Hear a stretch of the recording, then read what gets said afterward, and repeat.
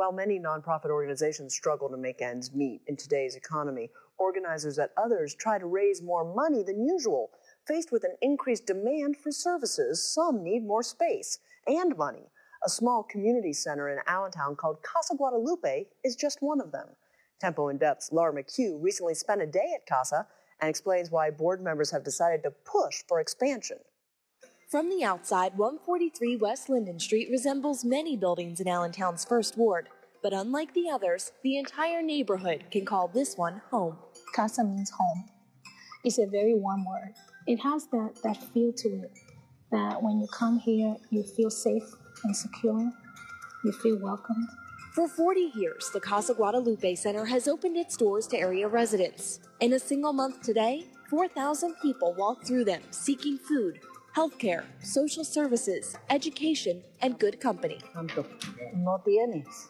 I don't have too much family here, so with the people here, I have a family.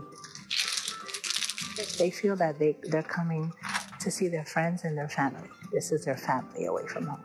Since she began coming to Casa's Senior Center about a year ago, Maria Roman has learned to play dominoes and even wins sometimes. Here, Maria says she feels at home, where she can speak Spanish with friends and enjoy cuisine with Latin flavors. Before coming to Casa, she would spend her days alone. It's a regular thing that a person would do at home. Housework, look out the window, look at TV. It wasn't enough.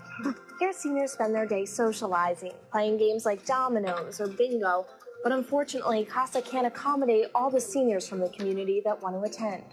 Our senior program is just right at the point that we can't take in one more senior during the day.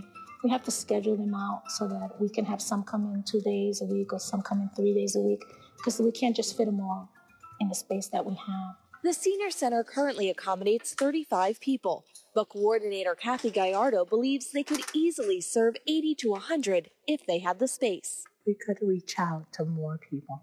We will be able to open our doors. But for Kathy and her seniors' dream to come true, it will take money.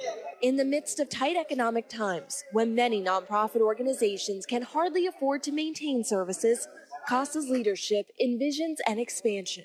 Everyone is going through this crisis. We're going together through it. And the families that we're serving here are the ones who are suffering the most. People just can't pay their bills. And so unfortunately, in this economy, these nonprofits, similar to my own, to Casa, are really the lifelines for the community, for people to be able to come and say, I need help and I don't know where to go or what to do.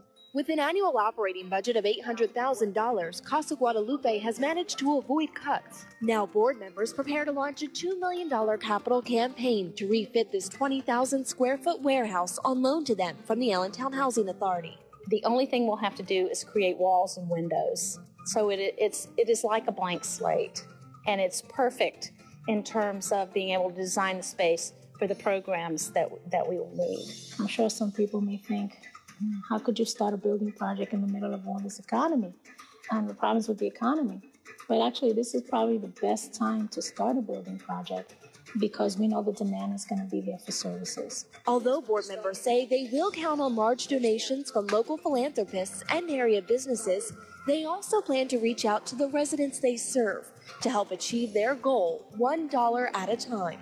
How can we provide a large group the ability to help Casa move forward with $5, with $20, with $100, whatever you can afford? Executive Director Margie Maldonado has already created plans to renovate the new building, located about 2 blocks from Casa's current location.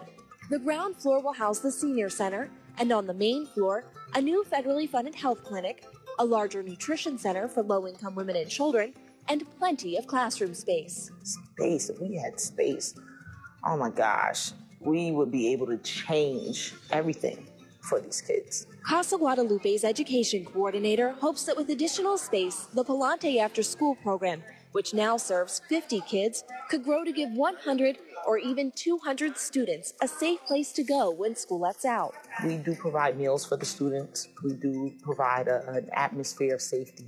because a lot of these students have parents who are working till 5 or 6 o'clock. So if not for Casa, they will be home by themselves. When I look at these children, I see so much potential, and all they need is an opportunity.